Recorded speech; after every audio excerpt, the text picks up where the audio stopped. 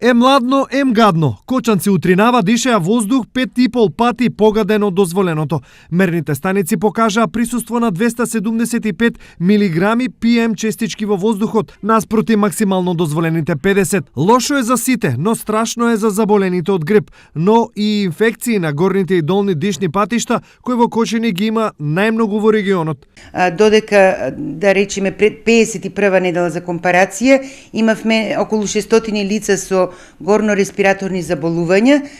52-та недела тој број веќе се искачи на околу над 900 лица, слично и со долно-респираторните заболувања.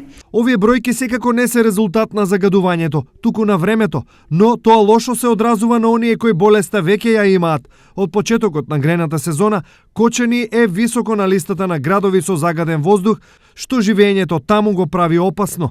Високите вредности на PM честичките го отвораат прашањето што е тоа што Кочани толку многу го загадува. Општината нема тешка индустрија, а со тоа ни голем загадувач. Сомнежите паѓаат на грејењето со дрва, издувните гасови од автомобилите, но и на блискоста на градската депонија до градот.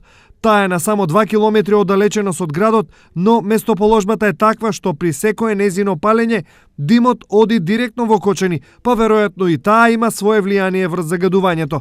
Се во ова се работи кои локалните власти треба да ги имаат предвид при изработка на актуелни и идни стратегии за заштита на животната средина, зашто евидентно е дека со воздухот на Кочани му оди на лошо.